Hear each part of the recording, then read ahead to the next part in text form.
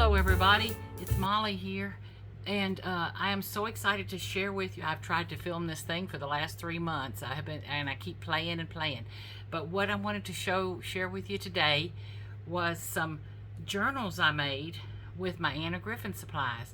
And I said made, and I mean making, because it's a never-ending thing. You just keep finding things you want to put in. And I'm calling them journals. They're like little scrapbooks or book journals or something. And I used Anna Griffin papers and Anna Griffin embellishments, and having a blast going through the supplies. And then I keep my supplies separated by color or theme or whatever, so it makes it easy for me to go through and things. But let me get started and show you one of the first books, the most finished of them. But see, these are the 3 I've got started along the way. Okay, let's get going. Okay, this first one is, of course, pinks. And isn't it pretty? You can just see a pretty sticker. You'll see I used some laces and other embellishments from my stash, but I would say a good 85% of the items in here are Anna Griffin. And I have years and years worth more, you know. But anyway, so these books, I used the hidden hinge method of binding. I'll go over it in a little bit. And what that does is give me a place to, see there's like a 1/4-inch gusset between the pages. So it gives you plenty of space to add embellishments, which we have. So here's the cover of the book. I love it. Some of you'll recognize some of the older Anna Griffin papers. And as a note, this book was covered with the lightweight text paper. You can see a little bit of crack in here because I didn't get my spacing right on my chipboard. And then the other books I used cardstocks or the heavier foiled cardstocks, just to show you each. But I'm okay with that. It's just a little distressed. But you can see I used embellishments from my stash. Okay, so what this is this is an envelope. This piece, let me show you. So this pulls out. You'll recognize that as one of Anna Griffin's cards. And I've just matted up on each side of it. So then it becomes, this is an envelope that has been folded and sealed, and then a little bit cut off here and a little bit cut off here. So it makes like just a tube or a tunnel that you'll attach to the hidden hinges, and then things slip into them. Now on this book, I used cards that slipped into it. You're gonna, wait, why is that? Oh, I'm stuck on my saying there. Anyway, so there's the first pages. I just love them. This is a pocket. Some of these things are glued down, some not, and most of these things are lift up so you can stick things underneath them. But it was just so much fun going through. But you can see where I'm saying you just never finish. I'm gonna cut a pretty frame and put there, and then this is a belly band made with some pretty old lace and some things. And I've got myself set up for a picture of me and my husband when we started, the very beginning, and love you, so that makes sense. Does anybody remember these old memory keeper Anna Griffin cards? You know, we had the little books with the little things. Now, a pocket. These are some postcards that my sweet neighbor Kathy had given me. And she's going to be moving, so I'm going to miss her. We're going to have to use and abuse her as much as we can before we lose her. But she's going back home, and she's going to enjoy every minute of it. But anyway, so here's another one. You can see the 1/4-inch gap right there. This was packaging. This was an old piece I printed. But you can definitely see the Anna Griffin things and see all these just very pretty pieces that pull in and out. Okay, see how pretty is that? Again, this lifts up, something goes underneath it. So the moral to the story is what I did. So here's the pink one. Let me get through it. I'll back up. This tag needs a lot of work, but it's going to be pretty when it's finished. This one I hadn't even put anything in yet. Here's another one of those memory cards. I just glued 2 back to back. And see, I used True Happiness, and then it's going to be a picture on the back. Aren't those pretty? So you can see where it's a great way to use up. I love the way you love me. That is, Anna, I love that. Thank you so much. And then, of course, another one of those cards. And a pocket. So this was the pink version. So when I'm saying use up my embellishments, what I did was I went through all of my Anna Griffin embellishments and stash, not just Anna Griffin, but I pulled out by color and threw them in a bin. So here's my blues. I had a pink one, of course, and here's my purples. And it's just different things I want to use. And as I finish the books, or I'm in the mood, I'll just add a few things to each book, you know. But let me just show you these. So this one I use the envelope and cards as mats. Don't you love that eyelet lace on there? Isn't that beautiful? I love this paper. It was one of the very first papers I ever bought from Anna Griffin. And my great friend Pam Thompson in Lake Charles, just the most wonderful lady, she used this for her wedding album. And so we were meant to be friends. It's just favorite paper. Anyway, old lace, beautiful old things. Y'all remember that old paper? Now this one, instead of using cards, I used mats. And you can see where I just punched a hole. Not a hole, that's not true. I punched a half circle, and then I put tabs on these so they can slide in and out. But again, it's just an envelope here. So you can see I've started on the purple, but I have that bucket full of things I will be adding. These are from Dollar Tree, but aren't they pretty? Added on there. I love these little odd-shaped mats, and I just put one that way and one that way and cut them off there. Lots to do here. But just wanted to give y'all, or share with y'all, how I've been using this, some Anna Griffin things up, because I have, you know, a multiple lifetime stash. And of course I signed up for Create this fall 2026, and I've got just scads and scads of papers and embellishment and all. So I thought, let me start having fun playing with them, you know. But anyway, so here's this, and isn't that gorgeous? Again, that flock paper, one of my favorites. And I've been hoarding all this stuff. I've just been hoarding and hoarding. You know, I had one sheet of this. I didn't want to cut it. And then I thought, the heck with that, I'm going to cut it. So anyway, and these were some greeting cards, things. I could not, you know, I like sending out cards, but I couldn't send these away. I wanted to use them as photo mats, you know, getting tab. So just shades of purple. And this is an old Downton Abbey saying, at my age, one must ration one's excitement. I have to tell you, playing with these Anna Griffin papers, aren't they pretty? Talk about exciting for me. But you can see where I've got my bucket of things. Look, I'm pointing over there. Y'all can't see me pointing over there. But I've got my bucket of things that I'm going to be adding tons of stuff to this. This one I bound, you know, that pink one cracked on me. I used text weight paper. This one I used text weight paper here, but I actually used fabric on the outside of the book. If you can see underneath here, I hope you can see there's some little you know, light purple, lilac colored, kind of an Oxford fabric, very light cotton. But I used it. It's not going to crack. And then I found this gorgeous old eyelet I had and put over it. So much better luck on the binding. I will probably, just to give you a heads up, I might show some pictures on Instagram as I get farther along. But between some of these gussets, I will probably run some ribbons so that I can drop dingle dangles, you know, off here. Or I could punch a hole there and drop a dingle dangle off there. But it's always fun to add beads and things. But anyway, so there's the purple one. Lots of work left. And I'm saying work. It's not work. It's play. It's lots of playing left to do on this one. And then the third one, in these that I've done, I'll use some old seam binding to make a bow. I love these papers. These papers were the heavy foil cardstock, and they're the heavier weight. So I had to really score and kind of moisten up the paper a little bit with a mist of paper and get this to fold pretty. And then this one, I was so scared of it cracking. Let me undo these real quick. Hold on. Undo it.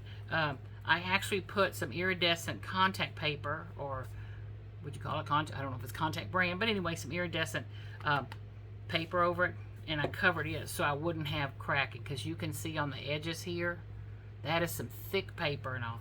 So just some contact paper or something, and that way I won't get the cracking on the other. And it kind of adds a nice iridescent-y sheen to it. Loads of stuff from my buckets to add in here. Okay. This one, because this paper was so thick, I just used that piece of seam binding to cover up that seam, so if there is going to be any cracking, I'm not going to see it.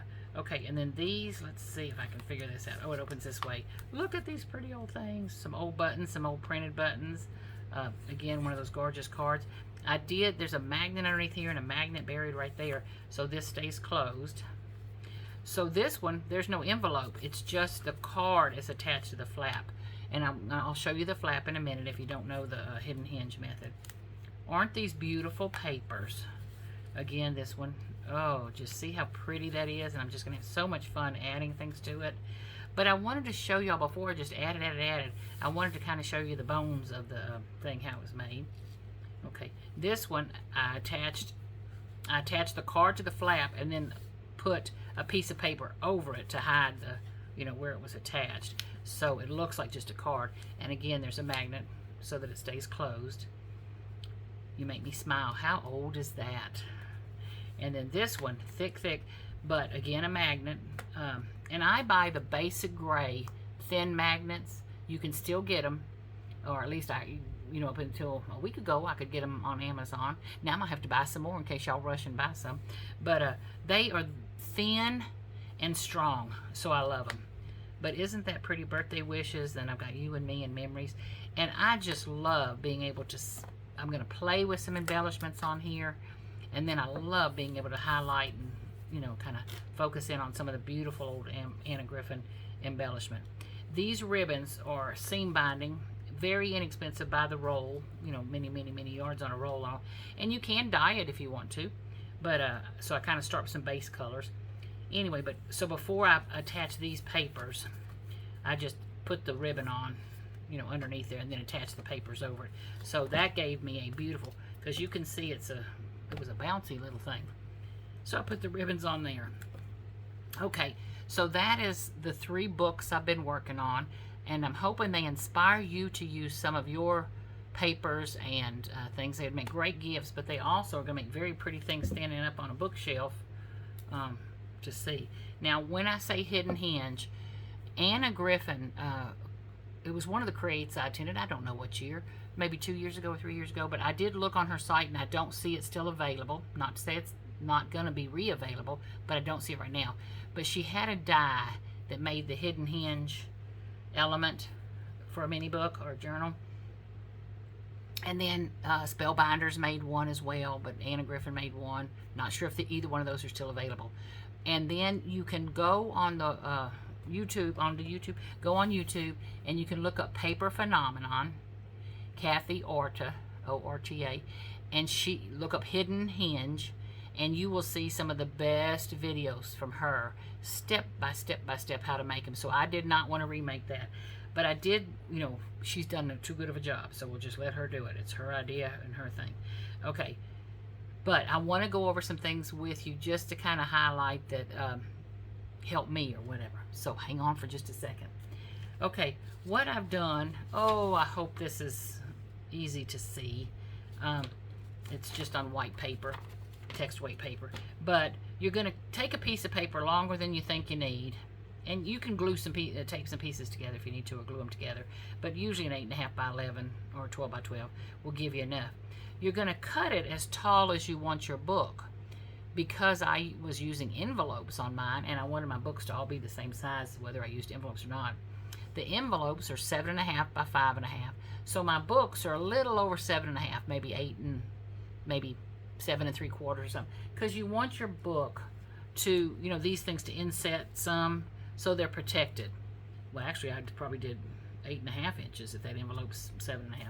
Anyway, so you leave yourself some space. But this inside piece is how tall you want your inside elements to be. I start in the middle kind of thing, and I decide how many flaps I want. Now, here's the part. I hope I can explain this well. You're going to have 2 pieces that make a flap. One piece in the middle, I'm calling it a gusset. And that can be your flaps. I usually make 1/2 inch. So 1/2 inch, 1/2 inch. And then your gusset can be 1/4 of an inch wide, or 3/8 of an inch wide, or 1/2 inch wide. And they don't even have to all be the same. It kind of looks better if they are. But if you want to do different sizes, that's fine. The width of your book, this part of it, you know, this depth of your book or the width of your book, is going to be these gussets plus the little bit of space you leave on the edge. So in other words, on this drawing, I happen to have 1, 2, 3, 4, 5 flaps, so you'd have 5 pages, 4 gussets. They're each 1/4 of an inch. So your book would be about an inch and maybe 1/2 wide or something. If you want to do more gussets, just remember the gusset width. When these fold up, the gusset width is what's going to make that width of your book. Boy, I need to clean my fingernails. I've been crafting all morning. Okay, so let me see if I can show you this to see if it makes sense. Okay. Excuse me. So here's the two flaps. You can see where I had an error there and error there. Excuse me. So you're going to score here, score here, score here. That's a half an inch, half an inch, half an inch. Okay. Those are going to get, you're going to put, excuse me, tape on the back of them. Pinch them together. That's your first flap. Then you'll see your little gusset. Then the next two, so 1/4 of an inch or 3/8 or half, whatever you prefer. You're going to tape the next two pieces together. Leave your gusset. You're going to tape the next two pieces together. So you can see when these things are taped together, I'm going to turn it over. This is what gets attached to your book. So you can see this book would only be about a 1/2 of an inch plus a 1/4 inch on each side. So maybe an inch wide or so. And I'd only have 3 pages. But you just keep going and make the book as wide or as narrow as you want it. And once you get, so you're going to have tape here and here, half, you know, where your 1/2 inches are, you're going to have tape there and tape there. And those get pinched together to make your page flap. So that's the hidden hinge. Okay, once you get those taped together, Anna recommended this on her tape. Kathy Order recommends it, everybody, and I certainly agree. You're going to cut just a little slant there, so whatever page or envelope or whatever you're attaching to these, this little sharp corner is not going to show, you know. So what I want you to remember is, whether it's Kathy Order or any one of the hundreds of other people who do videos on hidden hinges, they give you measurements like, you know, 2 inches, 2.5 inches, 3 inches, 3 1/4 inches. Well, then you get into 3 3/4 inches. No. Just remember, it's 1/2 inch. Your hinges are 1/2 inch, 1/2 inch. So you got two things 1/2 inch. Your gussets are as wide as you want to make them or as narrow as you want to make them. And you're going to repeat that. So I don't want you to get hung up on remembering weird measurements like 4 3/8, 4 7/8, 5 1, you know, 1/8, 5 1/4, whatever. Just remember, your flaps are the same depth each time, and your gussets are the same each time. If you have to move your paper over on your score pad, and just remember half, half, quarter, half, half, quarter, half, half, quarter. That's easier. That was easier for me than trying to remember and add fractions all the way across. Once you get as many flaps as you want and the width of your book is as wide as you want, then you're going to cut yourself you know, enough flaps to attach to the book. I didn't leave this undone. I might have a picture I can insert. Let's see. But underneath here, underneath this paper, is this hidden hinge. You know, so it's attached underneath here, and then this piece of paper covers that up. And then that's where on this one I put the seam binding, because this paper, the paper was so thick, I didn't want it to crack. You know. And then I make my hidden hinges the same paper, or very close same paper, to what my back is going to be. See how this piece is a separate piece, and the hidden hinge, can you see it from there to there? And then it goes underneath here. But you'll notice I cut it of the same paper, so it makes for a pretty, you don't notice it kind of thing. And see, I didn't put seam binding here because this paper bent well enough and it didn't feel like it was going to crack and all. And then let me see if I can show you this one. Oh, I'm going to have to fix, I don't know if I'm going to put lace over that or what, but I'm going to have to fix that. Okay, this paper was this pink paper. This is laid on, this piece is laid on top, but this pink piece is there. But because this was here, my hidden hinges, if you can see in the middle of there, are made out of the coordinating paper. So it's just kind of one pretty thing. Okay, I'm going to add the link to Kathy Orta's video. She goes in depth, I mean step by step by step, where to put tape, how to measure and all. And the only thing I want to show you that different than what she does, she tells you exact measurements. So your book will be exactly her measurements. But if you want to change your measurements, or if you don't want to have to remember all those odd measurements, just remember 2 pieces or your flap, The next piece is your gusset. 2 pieces are your flaps. Next piece is your gusset. So was a lot easier for me to remember. Okay, I hope y'all enjoyed this, and it wasn't too confusing. Again, I am having a blast going through my Anna Griffin and other stash to find things. Can you see some of the pretty things I have in here from all the different collections? And like this is something I just cut, didn't use. It's going to go in the book. These are some old border stickers, beautiful. They're going in the book somewhere, kind of thing. So I just had fun going through. These were some very old K & Company frames and embellishment pieces. They're going in the book. So it gives me a look at this little old. I've had this for years and keep just moving it from one container to another. It's going in the book. So it's just been so much fun using up some embellishments to make treasured keepsakes and all. Hope you enjoyed. Can't wait to visit with you again soon. And y'all have a wonderful time crafting. Thanks. Bye-bye.